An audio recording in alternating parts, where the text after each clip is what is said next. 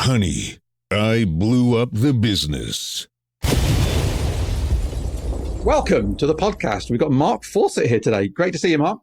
You too, Dan. Thank you for having me. Well, I'm really pleased and excited to speak to you because Mark is a long-standing entrepreneur and adventurer. Which is actually, that's probably two sides of the same coin, entrepreneurship and adventureship. He's the founder and chief executive of We Are Futures, which is a brand and social impact agency that works with some of the biggest companies in the world to connect them to the consumers, the customers, the new markets of the future, so the young people.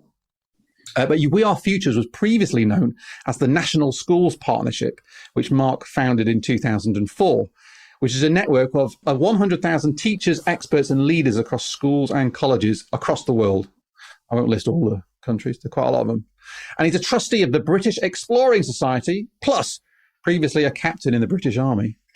So he's got strong credentials there in adventuring and entrepreneuring, which we will be getting into. But to remind everybody, this podcast is brought to you by my company, the one I blew up, hence the name of the podcast, The Tech Department. Thank you, Tech Department, for supporting us.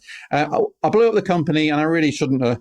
And so I don't want to do that again. So that's why I'm speaking to Mark, because maybe he'll tell me how not to blow up my company. I'm searching for the answers, talking to great entrepreneurs. So if you like what we're doing, I'm trying to help people like you and help other entrepreneurs. So please share the podcast, give us a 5-star review on Apple Podcasts particularly, and help us out. Throw me a bone. So let's get into it.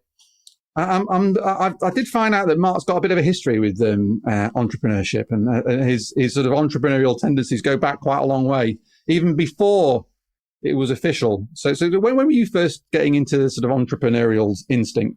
I think as a teenager, one thing that I was thinking about, myself, I'm one of three brothers. All three of us run our own businesses. My brothers have more than one business between themselves. And a lot of that, I think, is influenced by our mother, who set up her own business, her own beauty salons, trained herself, set up 3 shops in the West Country where we were brought up. And so we've had parents around us doing their own business since we were young. And that has just been the environment we were brought up in. And I think that's hugely influential. And it even manifests itself. And I was always looking for ways to make a bit of extra cash as a teenager. And I recall one day borrowing one of my mother's beauty salon pieces of equipment. It was a gun for piercing ears. And I took it to school, and over a break time, I pierced 15 boys' ears, all about 13, 14 years old. So all these boys came into school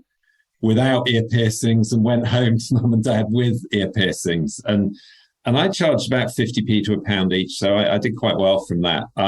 Except, as you can imagine, that sort of blew up in rather a messy way that evening when all the parents got onto the school. The school quickly worked it all out and got onto me. Somehow I survived that school. I had to return the money, but I guess that was my first business that blew up in less than 24 hours. There you go. That's what we call a direct feedback loop. Yes, from the market. very swift. Yes. Yeah. And even then after that just little things. When I went to university in Liverpool and found out that you could buy cotton boxer shorts from the market stalls in Liverpool for about 70p, I think. And you could sell them at home in Somerset and Taunton for about £2.50. And so every time I came to or from university, I'd go north with gallons and gallons of West Country scrumpy cider, which I'd sell in Liverpool. And then I'd come home with bags and bags of cotton boxer shorts, which I'd sell in Somerset. So it was more sort of a West Country Del Boy approach rather than sort of solid business thinking. But it was always just fun trying to look for ways to make a bit more cash at the time. The West Country Del Boy. But can I suggest you update your LinkedIn profile? I'll be trying to forget that, actually, now that I've said that. Yeah, well, no, don't worry. The internet never forgets. All right, so you've had this sort of this instinct for entrepreneurship, trying to make some money, spotting opportunities, taking things from one place, putting it into another. And then you've had this sort of, you went at some point, I'm assuming after university, into the army. What was your degree in, by the way? My degree was in economics and history. And after leaving university, I I tried my hand at something else. I was selling water filters at some point, not particularly successfully. But I was great. I was looking around for what I was going to do, and a number of friends of mine from university had gone to the army. I went and visited them at this big ball they have at the end of their training, and I just thought, what a great party! So I'll join the army, and it was a shock to my parents, to my friends, ultimately even to myself, because I had absolutely no previous thought about it. I really had no family background in it. So yeah, it was a big shock, culture shock actually, when I started officer training at Sandhurst. So you had this kind of you're a big adventure in the army. I think you were in the forces for 5 years. Yeah. And looking back at that time, that 5-year period, do you think there's any kind of particular lessons that you learnt that you apply in your entrepreneurial life?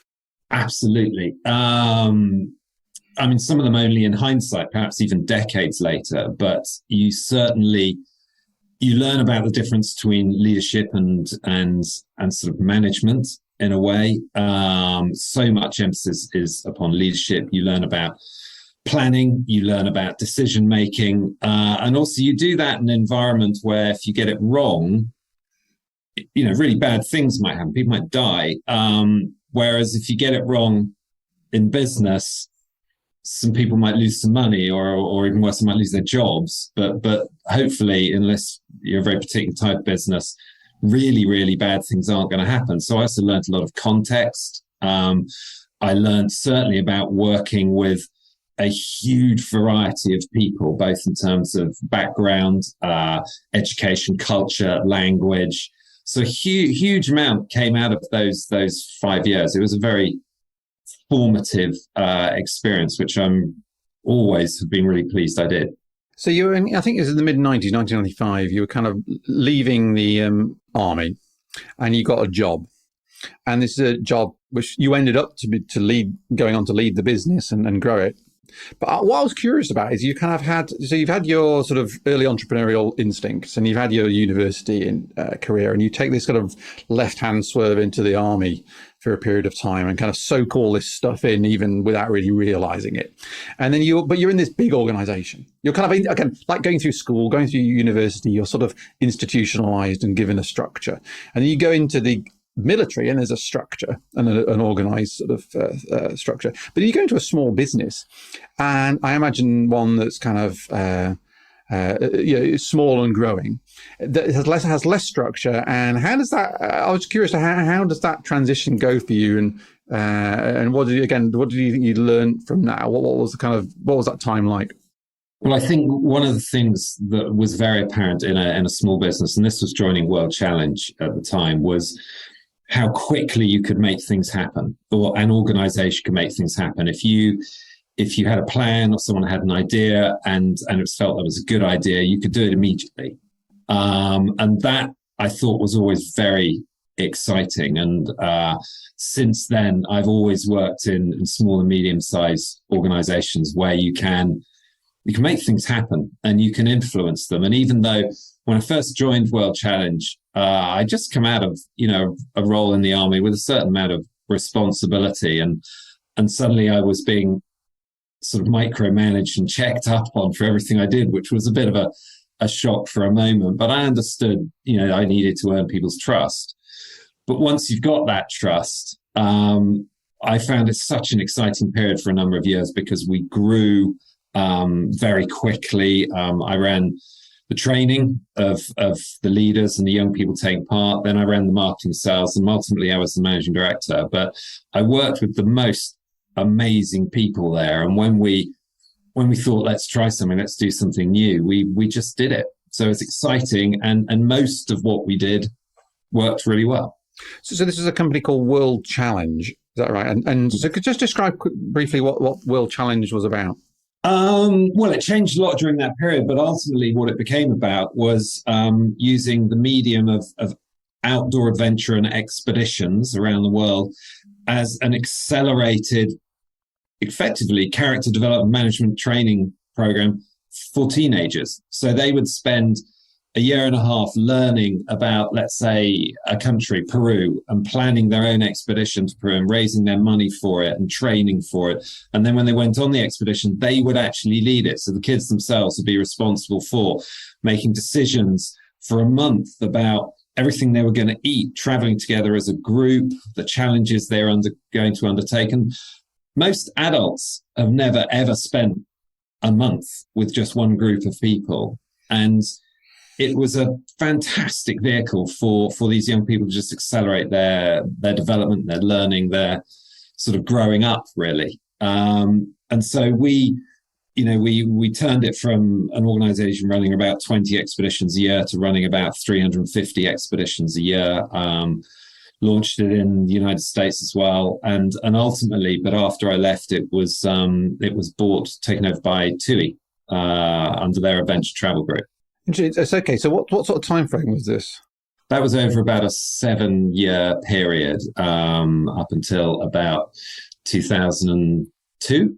You've left the army, you've got into this role in a small business that you were instrumental in growing and internationalizing, and perhaps giving it a more social purpose, perhaps within that, in terms of its focus.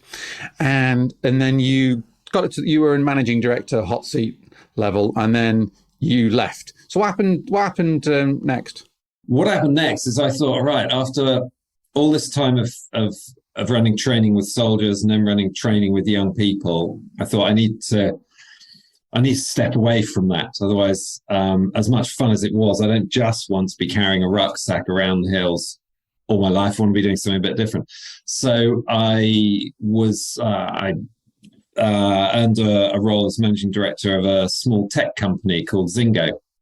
And this was a learning experience. So Zingo was set up to allow people to hail and speak to the drivers of taxis directly from their mobile phone.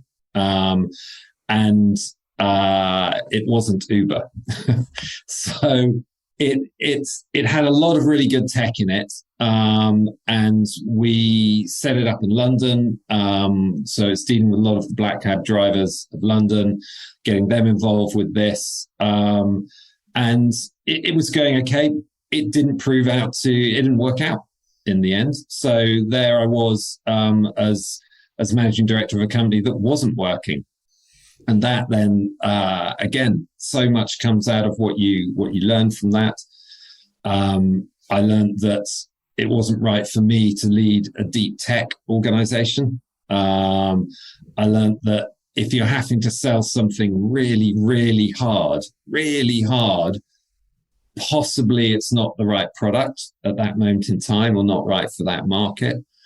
And that, in the end, I was there for less than 2 years altogether, before I was asked to think about a different career path by the owners of the business.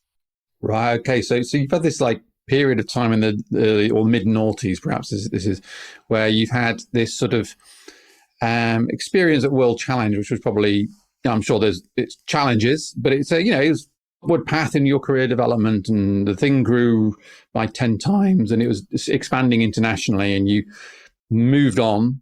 And this has gone, then the company went on to be acquired, and you went on for the sort of brave new world of tech and taking off your rucksack. So, but it didn't work out. So I've got 2 questions for you. One is, was there a moment when you realized that this wasn't working out? Yes. I realized it. I realized I was probably a sort of fish out of water in that business relatively early on, but it was exciting. It was tech startup. It was backed by a PLC, a small PLC. It was in a really interesting world, working very closely with sort of all the taxi driver and backpack community of London. That was an eye-opener.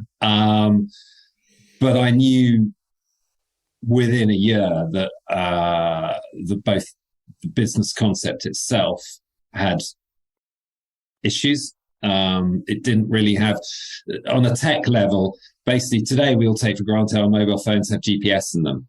And at this moment, at that point in time, mobile phones didn't have GPS in them. Most of them didn't. So you couldn't accurately position them, which for a service like that was a real problem. And I also realized actually it didn't hugely excite me. So there were a number of things coming together, and I pushed hard to make it all work. But ultimately, it wasn't a success. And yeah, for me personally, I learned a lot during that about what I did want to do, what I was good at, and that helped me think about where I go next. And so how did you feel then when you were kind of exiting stage right, perhaps rather than stage left, from this setup? It hadn't gone to plan. You'd kind of, it'd not worked for whatever reason, and I'm sure that's kind of, it wasn't quite the story you wanted to tell about yourself and to yourself. So how was it feeling then as you kind of were asked to leave politely? It doesn't feel great. I mean, at the time, my wife and I had 2 children. The 2 girls were born by then. Got a mortgage. We need to earn the money. She had a great job, thankfully. But you don't want. It's not comfortable to feel, hang on, I was not successful at that. And in this country especially, it's not quite seen as the learning curve, the building blocks that actually help you move forward. There are other countries, I think, particularly, in the States, where that's almost a rite of passage, really. So it didn't feel good at the time. Now looking back on it, those worries were maybe out of proportion, really. So again, looking back at it and just sitting in that moment, so you're there on the street, shuffling out of the office with the 2 daughters, the mortgage, and the pride, perhaps the sort of sense of like that's not the way it should have been, kind of thing. So yeah. What were the lessons that, almost from a personal point of view, in that moment of, all right, I'm not going to be celebrated for failure here, I'm going to be perhaps judged for it? How do you sort of take that moment and move forward? I think, again, the part of the background training that the military gave me, and I think gives a lot of people, is, I mentioned earlier, the context. There are often bigger things at stake than the fact that you don't have a job that particular moment of time. There are other jobs where you can start something yourself, which is where we headed in the end. Also, one thing you can't do when you're in the army, especially if you're in a position of commander, you can't just hang around feeling sorry for yourself. You can't not keep moving things forward, even if you've made such an almighty screw up or cock up or something. You've got to get on. You've got to do a new plan. You've got to move forward.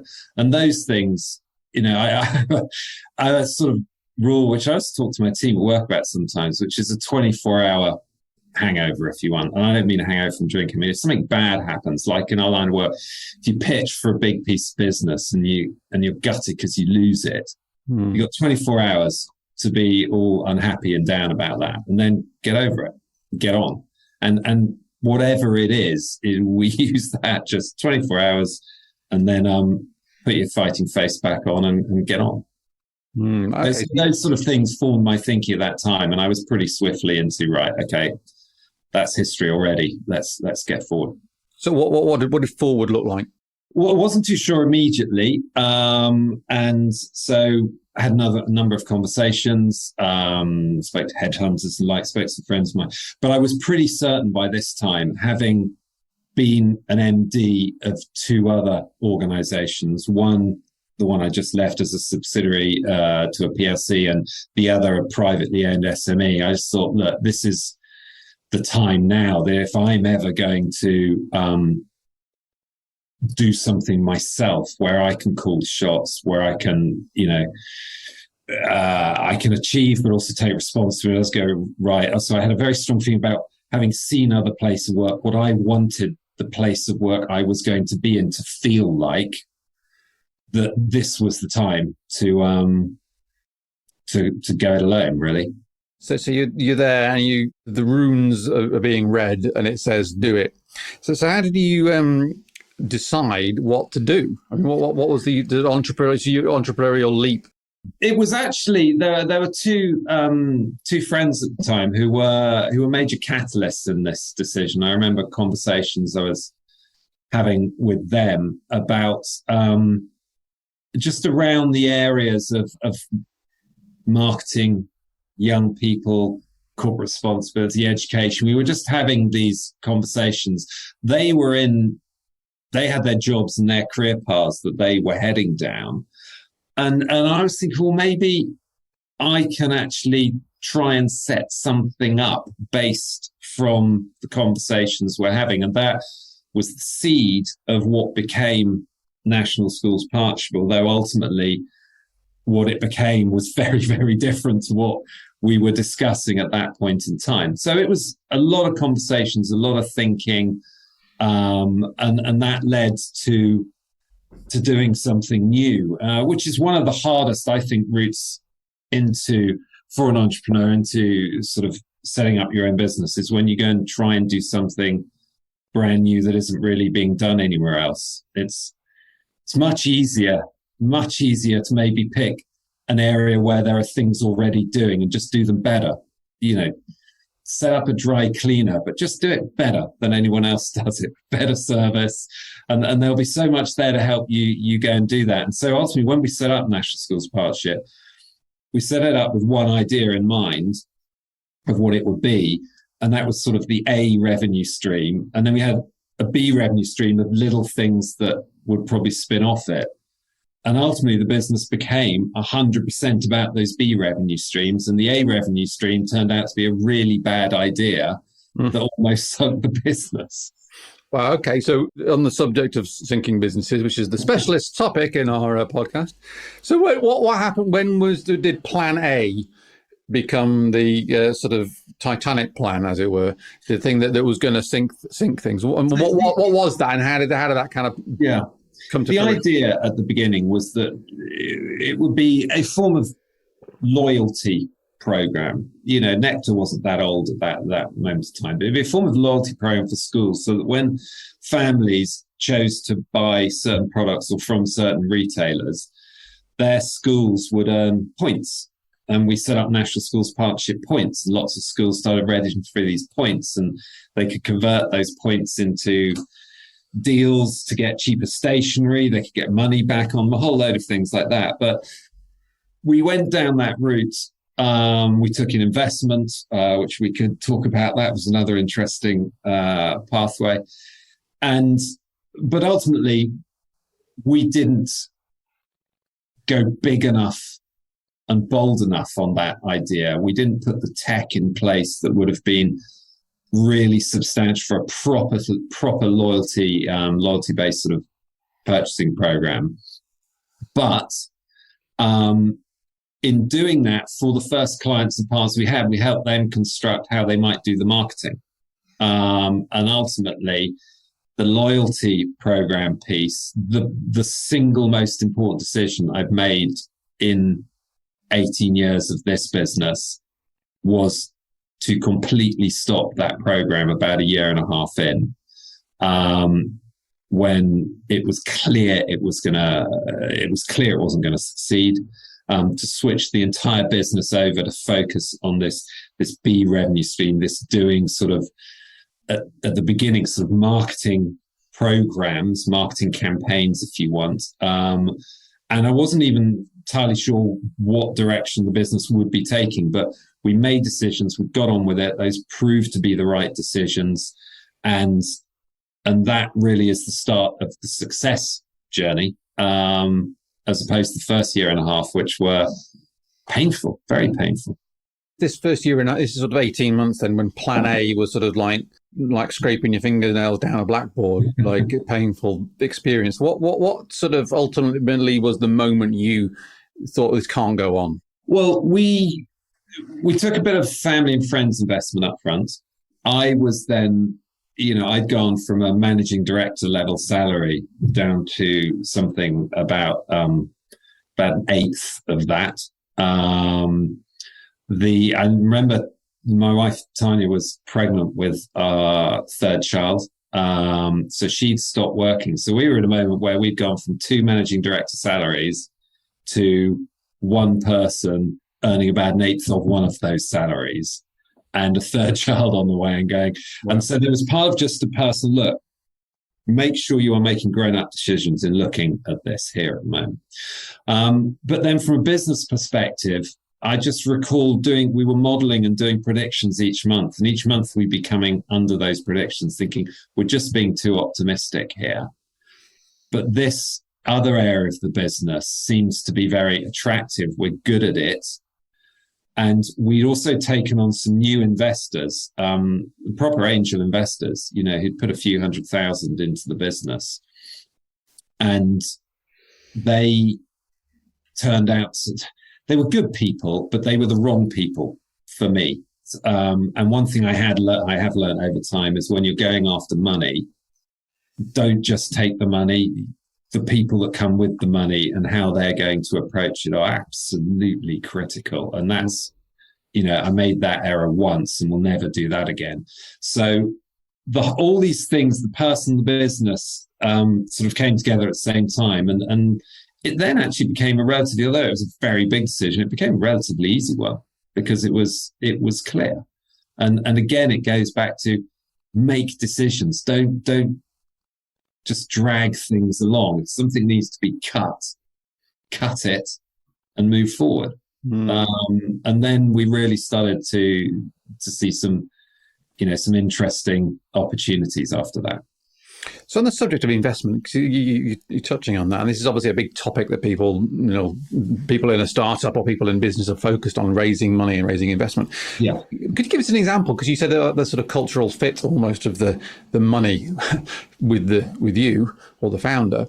Could you give us an example of how that played out? Like what was this kind of like? What was an example of how that wasn't? I remember one example when we did ultimately start to grow a bit, and I had now spent probably 2 years at this point on taking a very, very low salary out of a pittance level salary really out of the business. We were starting to see better results, and as I mentioned before, my wife hadn't been earning for a lot of that period of time. She was probably by now back at work, and we had the 3 kids at this point.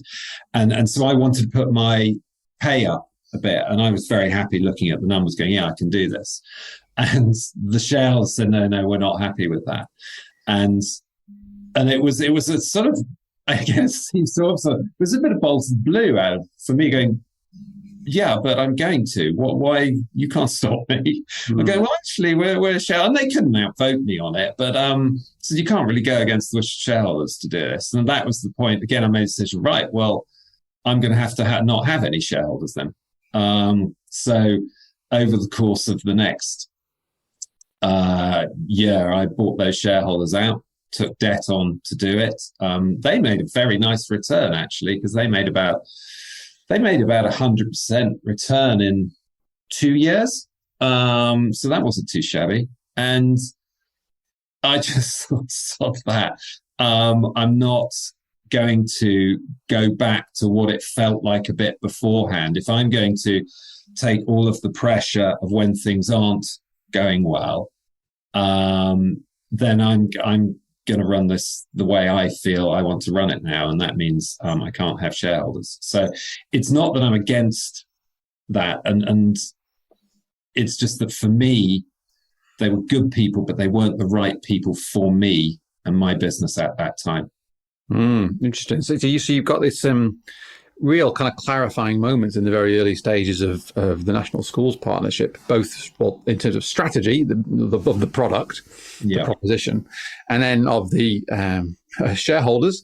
And so you've got this. So after you kind of you've shifted the strategy, and you've bought out these business partners and taken on the debt. I guess this is a kind of another moment of this has got to work. The stakes have raised somewhat, even though you're kind of perhaps getting the seeds of what was yet to come. Yeah. So could you just describe what was the second Plan B strategy and what happened after you kind of bought these people out? Well, the strategy at that point, where had we got to then? We were sort of probably 3 years in total into the last 18 years when I think I bought out the early shareholders. So we had started having our first clients, I think Morrison's was an early client, a few very, very small organization. Our first client actually took us to court. No, we took our first client to court. That's a different thing altogether. So we learned a lot as we went on, but the principle of this was we knew that the most important thing in a parent, in a family's life is their children. And after the health and general well-being of their children, it's their development, their opportunity, their education. Parents want to do and provide the best for their children that we can. And so we applied very simple logic to this at that point, saying, right, well, so all you brands who are trying to make yourself really important to these parents, saying, hey, buy us, we're brand A, we're really cool, our cars are like this, our banks are like that. We just said, look, that will never, ever even scratch the importance to these families as their own children. So why don't you just do more to help their children? Why don't you bring your skills, your assets, your people, your products to do something that genuinely helps young people, and you will see your popularity rise. And so that was the sort of first, if you want, nub of a proposition that we started taking out to market. Bearing in mind, because of the way we'd started as National Partnership, we also had relationships now with tens of thousands of teachers and schools across the UK, covering every single age group, region, type of organisation you could think of. And we say we're already working with the schools, the teachers, the colleges, so we can do something which everyone wins from. So we set up this simple model, which was anything we do has to benefit young people. It has to benefit the people who look after those young people, so their teachers or parents, and it has to benefit the business or the brand. And it must be win-win-win for all three. And whilst the work started, a lot of it was around sort of classroom content and resources being provided for teachers and schools. It changed over time from that consciously to move beyond just classroom education into digital environments, home environments, then beyond that into beyond formal education into issues to do with skills and employability, until it's got really to where it is now, which is all about every organization's touch point with young people, whether they're looking at them as a market, whether they're looking at them as future talent, or whether they're trying to have a social impact policy. So it formed from that early point. And those decisions we made some 15 years ago, if we hadn't made them, we would not have got to where we are now. So again, to looking back at that, you can see these sort of threads started to pan out. And what I'm curious about is this sort of idea of the social or societal impact of a program of activity, which is perhaps more accepted now. Perhaps it's more of a thing where people might think that. But 15 years ago, was there a kind of what was the world look like, and how do you had this vision for that thing and these three metrics that have to be met, right? But surely, I can imagine a lot of kind of corporate marketers going, yeah, but I've got to shift some crisps. Yeah. There was, in essence, it was a really interesting time back then, because some businesses, some brands get it, and they go, actually, I can see that if people have genuine respect for us, they see what we're doing, they see we have a positive impact. And I think it's Richard Branson who termed a phrase of having a purpose beyond profit. And there were those who really got that and saw that if we put these routes in place, we're just going to be able to operate better. And there were some who weren't. There were some who go, well, I've got to shift this many units of cat food in Q3. And, a well-known confectionery brand at the time was doing a promotion where the more chocolate you ate and wrappers you kept, they'd give sports equipment to your school. And we were sort of going, that's just insane. You can't connect buying chocolate with your kids being sporty and healthy. They don't work. And so that's why it was really interesting at the time, because we were pushing this message that, as you just said, is much more accepted now. Have a purpose in the world. But when we were first pushing it, Not everyone really wanted to hear it. Not everyone really believed it. But a lot of the clients we work with now, we've been working with for a decade plus, because they see what comes to them when they have a real positive societal impact and purpose, and then build their business more with that in mind, rather than just chase next quarter's product sales alone. And what are those benefits?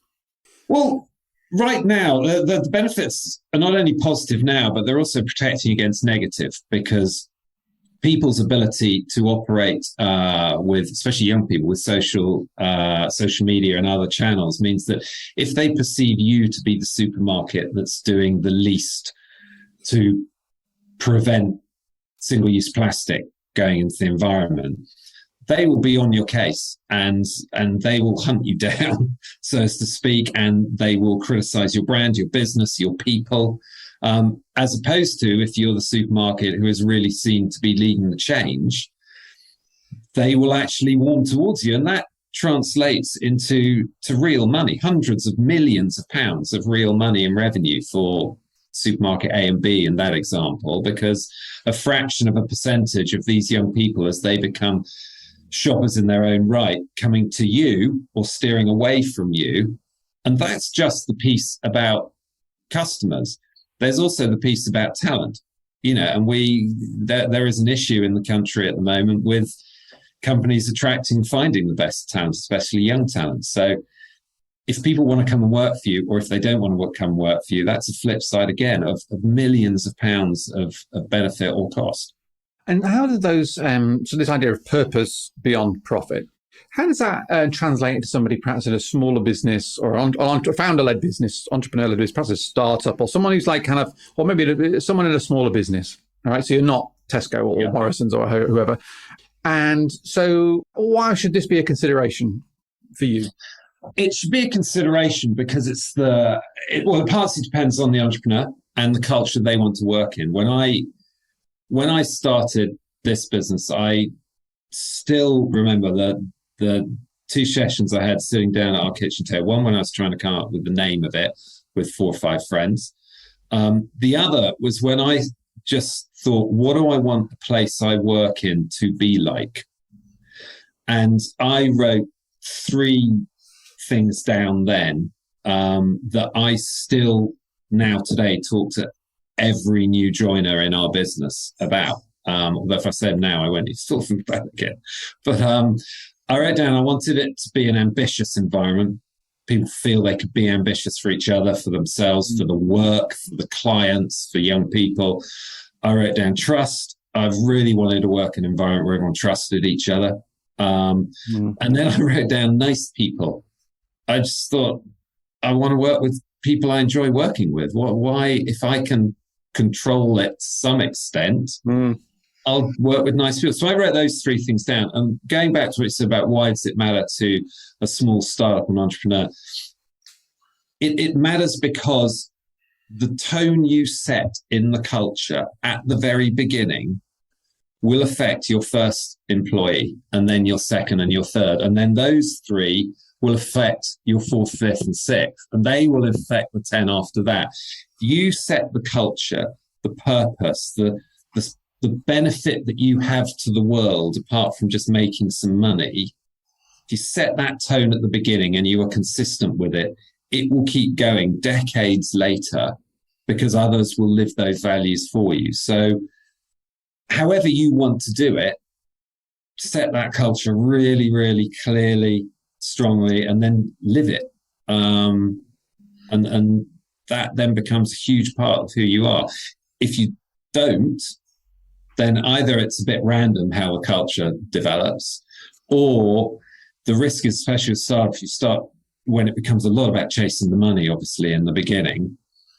If everyone thinks that's the purpose of the business, you turn into a culture business, which is a money chasing business, which some people may love, and it may be hugely profitable. But for me, it could never only be about that, because, I'd have gone and friends of mine went and worked in the city and staggering sums of money, but not something ever appealed to me.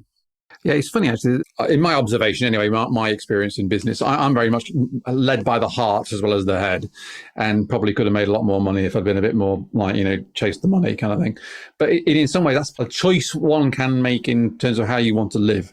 So the people you're working for, the people you're working with, the sort of substance and quality of the moment that you're in should be informed by that, and it has a qualitative aspect to it that itself is a form of purpose for you. And it actually, we find this with retaining team. We've got a small company, and I think most people in the company, 15 people full time, most people have been with us for over 5 years, and 3 people for over 11 years. And that's not including the founders. But the point is, it has a value. You're not going to have to hire and rehire, and the people who stick with us because they've got a qualitative thing in there that's good over and above the job and the pay. I distinctly remember something that stuck with me, a world challenge. And there was a guy I was working with there. He was senior to me. I think he was running sort of finance and personnel function. And he left and he went to work in a back office role in a bank in the city. And I think he trebled his salary, I beg your pardon, about the time. And we caught up with him a while later over a beer. And the one thing he said was, the one thing I just can't buy is that feeling when I get up in the morning of how I feel about going to work. And he said, I get up now going, oh, work. I've got to go to work today. And I'm not saying you want a feeling where you leap out of joy, you leap out there with joy, going, yeah, it's work today. But the difference in your mind of going, right, come on, let's go and get on with something, as opposed to, oh shit, I've got to go and do this job. That is just worth, I don't know, it's worth a life, really, a working life at least. And so obviously you need to be earning enough money for you. But if it's only about the money, that's tough. I've had bits of time where the money is without doubt being the absolute dominant thing, and that's always because of the absence of it. Yes, yeah, sure. And, but other than that, if you can get yourself going to a level that's good enough, you've got to be enjoying what you're doing. I mean, really, that's the greatest gift that you can give yourself as an entrepreneur. Well, from my experience, is the quality of life component that you enjoy it. And yeah, there's ups and downs and what have you, but substantively you enjoy it. All right, so we had a really fantastic sort of zoom in through your sort of entrepreneurial life, and it's very in many moments. I'm dishing out lots of great advice and wisdom, but one question I like to ask people is what advice should entrepreneurs ignore? I would ignore the advice that you need to have a completely original idea. You don't. I mean, how many people start up restaurants? There are lots of restaurants. Start up shops selling clothes, start up clothes brands. You don't have to do something that's never been done before. And if you're looking for that idea, it's really, really hard. Just do something better instead. I think that that's one thing people should definitely ignore, that your idea has to be completely original in every way. The other thing to ignore is your inner voice, the inner voice that is saying, oh God, don't do it because you might fail. Well, just ignore that voice, because if you don't try to do it, you're sure as hell never going to succeed. It's one of the cliche ones that you'll often hear from business people and entrepreneurs, but it's just so true.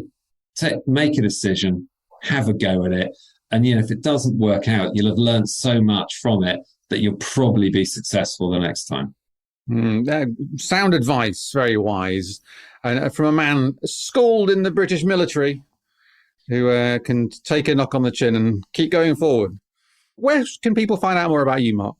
Oh, well, if you want to, then obviously LinkedIn is good for me. And come to the company website, wearefutures.com, or just come and visit, come and say hello, grab a coffee in London or Edinburgh or the West Country. And also if your startup or your big business is interested in how it understands and connects with young people, future talent, future entrepreneurs, definitely please talk to me because I love that. Well, you heard it. Get in touch with him on LinkedIn, through his website, learn a bit about the future of the world from all its young people, which is really important because there's all these very fast changing world that we're all in. And as Mark pointed out earlier, lots of stuff that if you don't get your kind of tone right and your values right and your purpose right could blow back at you out there in the world. Well, personally, I loved all that. I loved getting into all of it. So thank you for sharing so openly, and go and check him out online, and I'll see everybody next time. Do you want to get the top 5 tidbits from each episode emailed to your inbox every Friday? Yes, you do. It saves you having to go through and make notes and make a note of all the books and all the ideas that are in the podcast. We go through and we choose the top 5 we like, plus put all the links into that email. So if you just go up to honeyiblewupthebusiness.com, yes, that's honeyiblewupthebusiness.com, and just enter your email address. There's a little box, just enter it in, and we will send you that information. And it saves you having to make notes and all that. That's make your life a bit easier. And of course, if you did enjoy the episode, please consider subscribing. We are trying to help people through this. So the more people that subscribe, review, rate on Apple, Google Podcasts, Spotify, the more people will see it and the more we can help. So help us, help other people, other entrepreneurs like you. And before I go, I've got to say big up to my company, the tech department, the company we blew up and put back together again. They're generously supporting me on this mission through the podcast. So if you guys want to have a look at a company that can really help you improve your technology, make it better so your business gets better too, boosting your sales and your profit and a bit more sanity in your life, a little less stress, then head up to thetechdept.com, the tech department. My company, give us a look. On behalf of all of us here, thank you for listening, and I'll see you next time.